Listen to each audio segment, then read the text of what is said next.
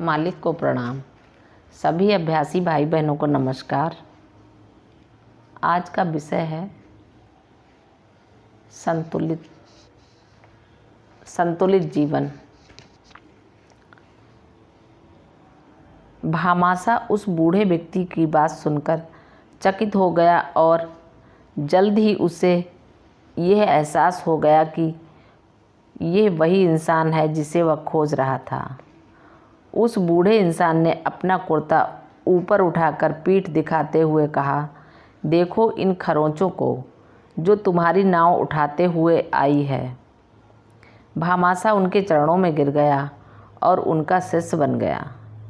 बाबूजी ने कहा कि एक सच्चे भक्त में असली गुरु को पहचानने की क्षमता होती है। बाबूजी ने मुझे ये भी बताया कि जो भी इंसान सच्चे दिल से गुरु से प्रार्थना करता है तो उसकी रक्षा करने के लिए गुरु किसी भी हद तक जा सकता है।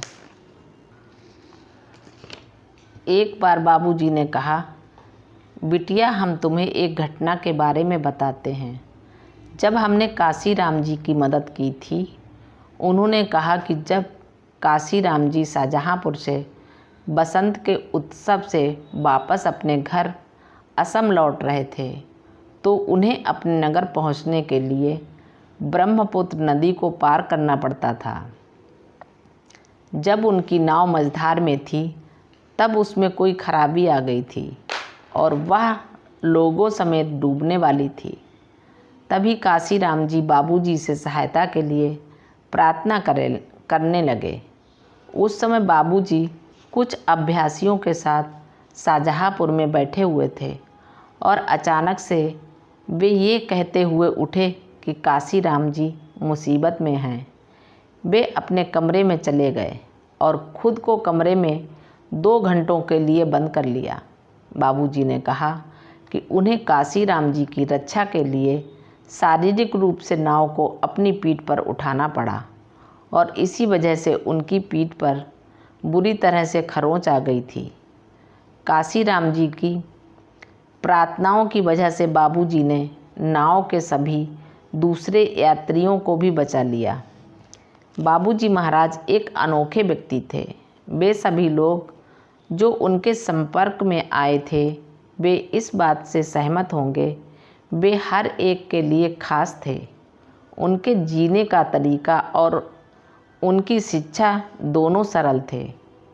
घर में आने वाला कोई मेहमान भी यदि बाबूजी की फ़ोटो देखे तो वो कहेगा ये ज़रूर परिवार के एक सदस्य हैं। बाबूजी के कथन से ज़्यादा आम तौर पर हमने उनके व्यवहार और कार्य को देखकर ही सीखा है। उनका जीवन अपने आप में एक शिक्षा थी। बाबूजी महाराज कभी भी भौतिक चीज़ों के बारे में नहीं सोचा करते थे। उन दिनों जब शाहजहाँपुर आश्रम का निर्माण कार्य शुरू हुआ तभी से हम सब भी बहुत व्याकुल हो गए थे। हमें चिंता होती थी कि समय से काम पूरा होगा कि नहीं। बाबूजी केवल इतना ही कहते थे, ये सब लाला जी का काम है और ये चलता ही रहेगा। यदि हम चाहें तो आश्रम के लिए कुबेर से पैसों की बारिश करवा सकते हैं। वास्तव में एक दिन सुबह करीब 11 बजे जब बाबूजी महाराज बरामदे में आराम कुर्सी पर बैठे हुए थे तब डाकिया आया और एक बड़ी रकम का बैंक ड्राफ्ट लाया। उसमें शायद 20 से 40 हज़ार की रकम थी। बाबूजी हंसते हुए बोले, देखो लाला जी साहब ने ये समय पर भेज दिया है, वरना लोग हमारा मजाक बनाते। बाबूजी ने फिर मुझे बताया, पिछली रात ही हम सोच रहे थे कि सीमेंट ख़त्म हो गया है और उसे खरीदने के लिए पैसे भी नहीं हैं। अब क्या किया जाए? लोग सोचेंगे कि हमने काम तो शुरू कर दिया और अब सीमेंट ख़त्म हो गया, काम अधूरा ही रह जाएगा और लोग हमारा मजाक बनाएंगे। अब देखो लाला जी ने अपने काम के लिए पैसे भेज दिए हैं। अपने मालिक पर उन्हें अटूट विश्वास था, ऐसी उनकी भक्ति थी। महज उन्हें देखकर कोई कितना कुछ सीख सकता था।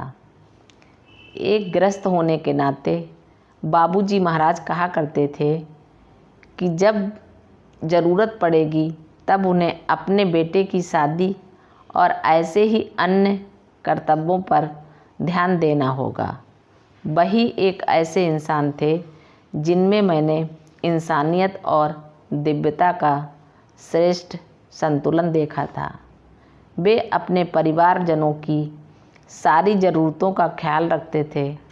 इस मामले में उनके भीतर किसी भी तरीके का कोई दिखावा नहीं था। आज के ज़माने में जब हमें परिवार की जिम्मेदारी निभानी पड़ती है तो हम में से काफ़ी लोग ये सोचते हैं कि हम एक बहुत भारी बोझ कंधे पर ढोए हुए हैं। हमें अपने मालिक से ये सीखना चाहिए कि अपने आध्यात्मिक और भौतिक इन दोनों पक्षों के साथ संतुलित जीवन कैसे जीना चाहिए। एक दिन अचानक ही बाबूजी ने कहा, बिटिया आटा पिसाना है। मैंने उनसे पूछा, आपको ये कैसे पता कि घर में आटा नहीं है? आपको रसोई में जाकर पता करना चाहिए। वे अंदर गए और देखा कि सच में आटा नहीं था और तभी कुछ अभ्यासी घर आ गए थे। वे बाहर गए और आटे का इंतज़ाम कराए। सभी मामलों में उनकी नज़र रहती थी। वे दिव्य थे और साथ ही एक साधारण इंसान भी। बाबूजी की एक और शिक्षा थी कि समय का सदुपयोग करना चाहिए। मैंने देखा कि वे कभी भी समय नष्ट नहीं करते थे। बाहरी तौर पर भले ही वे हमेशा फुर्सत में बैठे या इधर उधर कुछ निहारते हुए नज़र आते, लेकिन उस समय भी वे कोई उच्चतर काम कर रहे होते थे। उनके काम के बारे में कुछ भी कहना बहुत ही कठिन है, लेकिन इतना तो तय है कि वे ऐसे आयामों पर काम किया करते थे जिनकी हम कल्पना तक नहीं कर सकते हैं। मैं उदाहरण के तौर पर एक घटना बताना चाहूँगी। बाबूजी महाराज शौचालय से बाहर आकर तुरंत पैर धोते थे। एक बार मैं चाहती थी कि उनके आने से पहले मैं हाथों में तौलिया और पानी लिए खड़ी रहूं। जैसे ही मैंने बाबूजी को शौचालय में जाते देखा, मैं तुरंत तौलिया और पानी लेकर बाहर खड़ी हो गई। उस समय मेरे मन में यह विचार चल रहा था कि ऐसा करके मैं उन्हें खुश करके उत्साह और समर्पण के साथ उनकी सेवा करूंगी। मुझे आश्चर्य हुआ कि उस दिन बाबूजी महाराज बाहर ही नहीं आए। 20 मिनट बीत गए, फिर 30 मिनट हो गए, यहाँ तक कि 40 मिनट होने तक भी वे बाहर नहीं आए। मुझे लगता है कि लगभग 1 घंटे के बाद ही वे बाहर आए। मैंने उनसे पूछा, आपको इतना लंबा समय क्यों लग गया? आपकी तबीयत तो ठीक है? बाबूजी ने शांतिपूर्वक जवाब दिया, तवज्जो दे रहे थे। मैंने बाबूजी से पूछा, उधर से भी तवज्जो दे रहे थे? वे बोले, इसमें क्या हर्ज है, हमारे पास कुछ फुर्सत थी और हम उसका उपयोग करना चाहते थे। इससे हमें ये सीखने को मिलता है कि बाबूजी कभी भी समय बर्बाद नहीं करते थे। वे हमेशा मानव जाति के कल्याण के लिए उच्च स्तर से काम करते थे। उनके लिए कोई भी समय, कोई भी जगह कार्य करने के लिए उचित थी। 66 साल की उम्र में भी काफ़ी फुर्ती से चलते थे। मैं 16 साल की होने के बावजूद उनके कदम से कदम मिलाकर चल नहीं पाती थी। यहाँ तक कि अपने काम में भी वे बहुत फुर्तीले और साहसी थे। बाबूजी महाराज जैसी महान विभूति को इतने करीब से देखकर मैंने सीखा कि समय गंवाना नहीं बल्कि उसका सदुपयोग करना चाहिए। मालिक को प्रणाम। सभी अभ्यासी भाई बहनों को नमस्कार, धन्यवाद।